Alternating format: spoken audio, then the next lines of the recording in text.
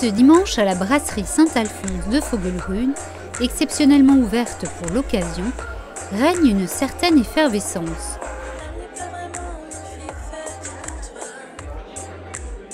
Le frère du brasseur, Christian Albardier, présente son livre aux habitants de Fogelgrün et à ceux des villages voisins.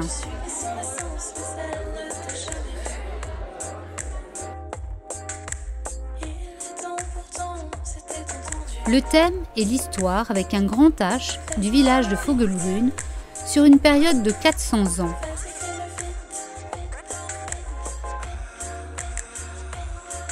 Nous avons demandé à Christian Albardier quelle était sa motivation pour écrire ce livre. Je suis venu de Belgique en 1969 et mon papa est venu travailler chez Renault.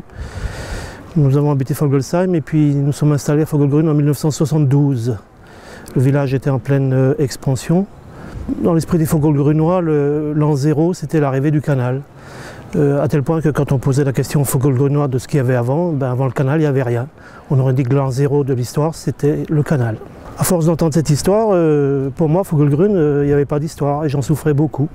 Et un jour, en me promenant dans un champ, j'ai buté dans une pièce de monnaie. Je l'ai ramassée et c'était une pièce de l'an 5 de la Révolution. Ça m'a profondément intrigué parce que je me suis dit pourquoi une pièce de l'an 5 de la Révolution se trouve dans un champ d'un village qui n'a pas d'histoire. J'ai commencé à chercher et plus je cherchais, plus je trouvais et j'ai trouvé que Fogelgrün avait une histoire extraordinaire. J'ai trouvé l'histoire de son comte, j'ai appris que les gens avaient été évacués pendant la Seconde Guerre mondiale à Samassan. Alors que partout, dans tous les autres villages, on sait où les gens ont été évacués. À Fogelgrün, Samassan, personne n'en avait jamais parlé.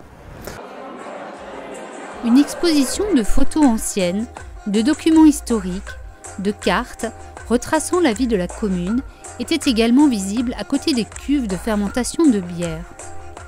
Ces documents, inédits pour la plupart, ont fait la joie des personnes venues les découvrir.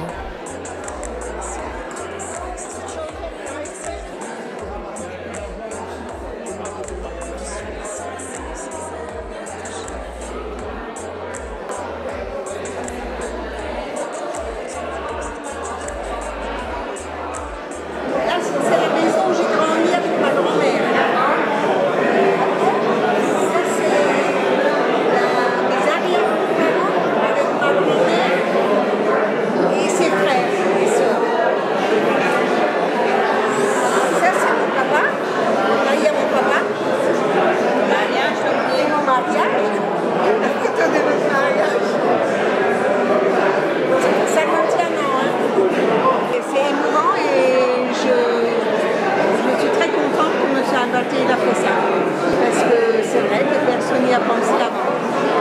Et c'était dommage, parce qu'il ne faut pas oublier les anciens Turcs. Moi je suis partie, c'est vrai, mais quelque part je suis toujours là quand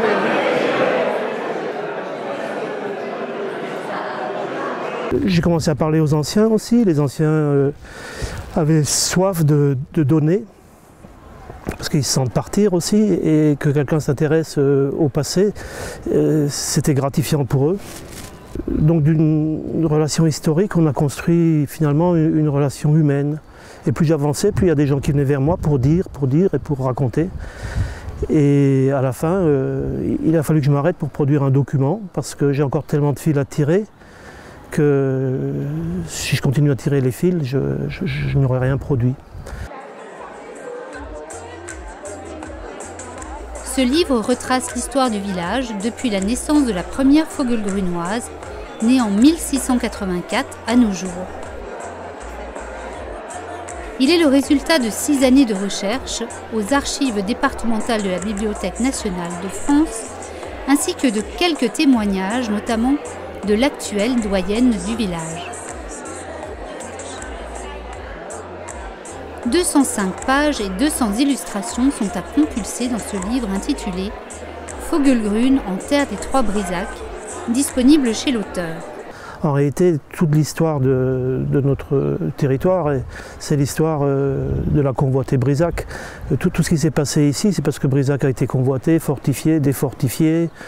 envahis, bombardés. Tous les villages qu'il y a du côté français, on va dire ça comme ça, ont subi et ont été entraînés dans l'histoire de Brisac.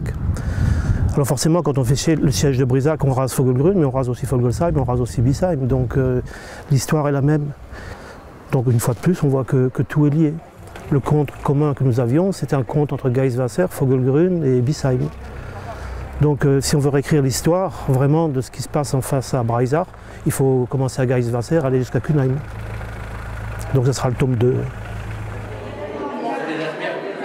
Évidemment, le retour humain est extraordinaire et c'est le moteur pour faire la suite, c'est sûr. Nous sommes donc tous très impatients de lire le deuxième tome.